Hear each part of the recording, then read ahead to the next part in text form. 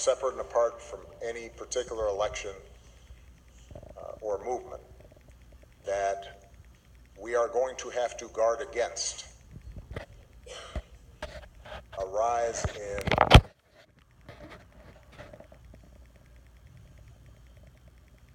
a crude sort of nationalism or ethnic identity or tribalism that is built around an us and a them.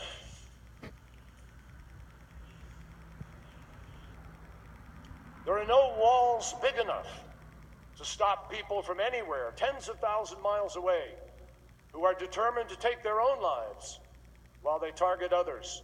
Trump has called for the building of a wall along the southern border with Mexico and insists he will get the Mexican government to pay for it. Kerry said, So I think that everything that we've lived and learned tells us that we will never come out on top if we accept advice from soundbite salesmen and carnival barkers who pretend the most powerful country on earth can remain great by looking inward and hiding behind walls at a time that technology has made that impossible to do and unwise to even attempt. He claimed the most pressing issues of the time are climate change and disease.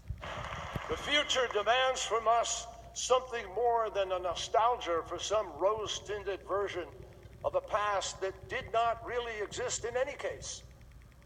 And I think that everyone here, especially the class of 2016, understands that viscerally, internally, intellectually. You're about to graduate into a complex and borderless world.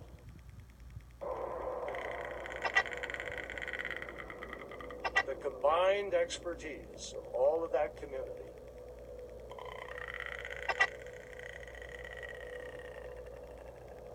probed and reprobed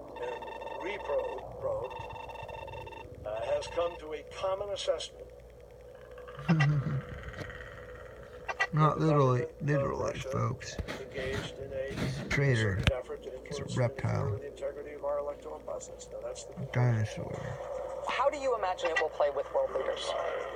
Well, we already know that because we can see public comments from world leaders, and we also have a lot of evidence from private communications that I and others have received asking, what is going on? What does this mean? Just take two of the points that he has made.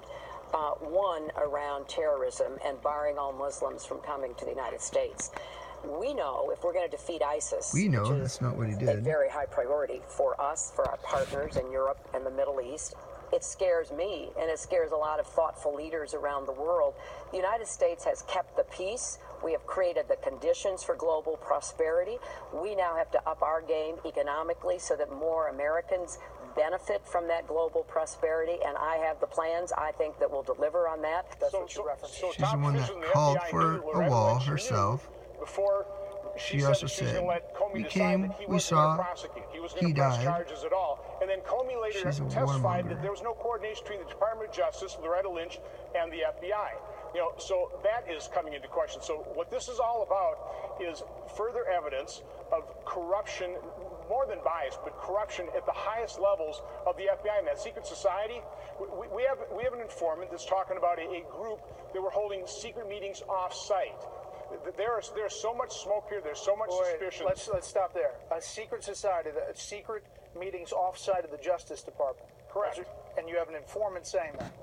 Yes. Is there anything more about that? No, we have Plus to dig into admitted on this their is text not a distraction. messages. Again, this is bias, potentially corruption at the highest levels of the FBI that is now investigating. And now and by the way, Robert Mueller used to run the FBI. He is in no position to do an investigation over this kind of misconduct. So I think at this point in time, we probably should be looking at a special counsel to undertake this investigation, but Congress is going to have to continue to dig. Do you think that Attorney General Sessions, in his current capacity, which he has taken himself out of the Russia investigation and overseeing Mueller, has the ability to call for another special prosecutor to analyze this part of the investigation? I really don't know, but when you see this kind of bias, this kind of corruption in the FBI, you have to ask the question, are there similar individuals, highly biased, political operatives burrowed into the Department of Justice as well? I mean, does Attorney General Sessions really have a department he can rely on and trust trust as well. So no, this is deeply concerning, and we're going to continue to dig. On the other hand, you cannot have a global economy without a global social response, without a global environmental response, without a global security response. It's unrealistic to think you can. And that's basically the next big challenge, is making this interdependent world of ours, on balance, far more positive and negative. And the extent to which we succeed in doing that will determine whether the 21st century is either marred in its first 50 years. You know, a few years ago, I saw a picture of this new reality during a visit to Google's headquarters in California. Towards the end of the tour, I was brought into a room where there was a three-dimensional image of the Earth that rotated on a large flat panel monitor. And across this image, there were countless lights in different colors all around this globe. And I asked what those lights signified, and the young engineer explained that the lights represented all of the internet searches taking place all around the world. Each color represented a different language. And the image was mesmerizing, a picture of a world where old boundaries are disappearing, a world where communication, connection, and competition can come from anywhere. Now, there are some who believe that we must try to turn back the clock on this new world. What would happen, do you suppose, in Congress if Donald Trump were to fire Rod Rosenstein? First of all, I believe people would take to the streets. I think impeachment proceedings would be talked about and hopefully would start. Governor Brown threw down the gauntlet at the administration of President Donald Trump, warning that California will fight back.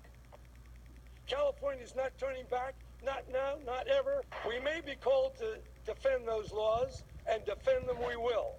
And let me be clear, we will defend everybody, every man, woman, and child who's come here for a better life.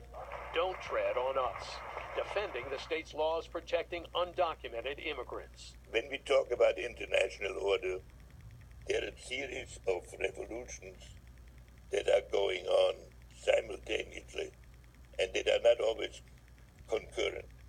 There is the upheaval against established states. There is the religious conflict, are in many respects even more important today than they were then, because now we need a concept of world order that is, for the first time in history, that all parts of the world can directly affect all other parts, and that order can arise only if concepts develop which are held simultaneously by the key actors, at least by those key actors that can disturb.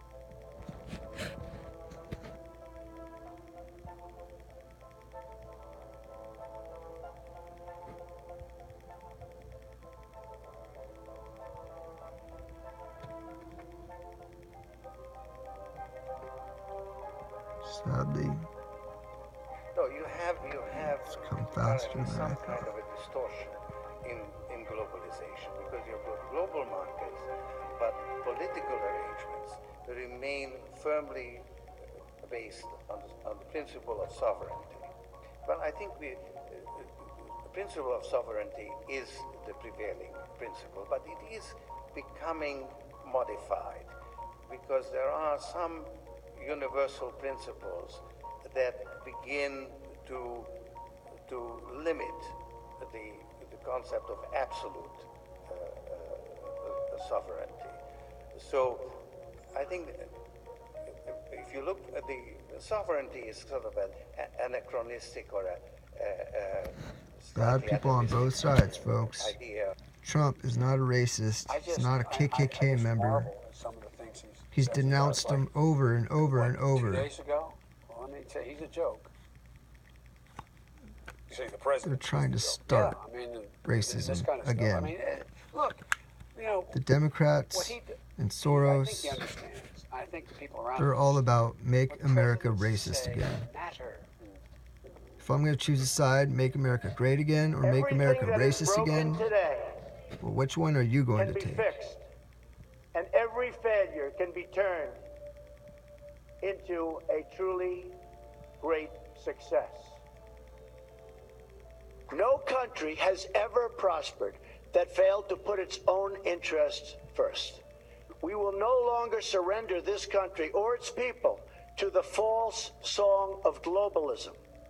This wave of globalization has wiped out totally our middle class. It doesn't have to be this way. We can turn it around, and we can turn it around fast.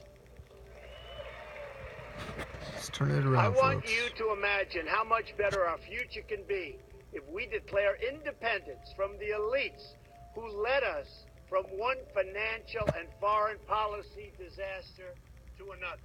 Americans must know that we are putting the American people first again. Jobs can stop leaving our country, and they will just absolutely start pouring in. It can happen. Failing schools can become flourishing schools. Crumbling roads and bridges can become gleaming new infrastructure. Inner cities can experience a flood of new jobs and investment. And rising crime can give way to safe and prosperous communities. All of these things and so much more are possible. But to accomplish them, we must replace the present policy of globalism, which has just taken so many jobs out of our communities and so much wealth out of our country, and replace it with a new policy of Americanism. But if we're going to deliver real change, we're going to have to reject the campaign of fear and intimidation being pursued by powerful corporations, media elites, and political dynasties. The people who rigged the system for their benefit will do anything and say anything to keep things exactly the way they are. I want you to imagine a much better life, and a life where you can believe in the American dream again. Right now, you can't do that. Come on, folks. Americanism, Come not on, globalism. folks.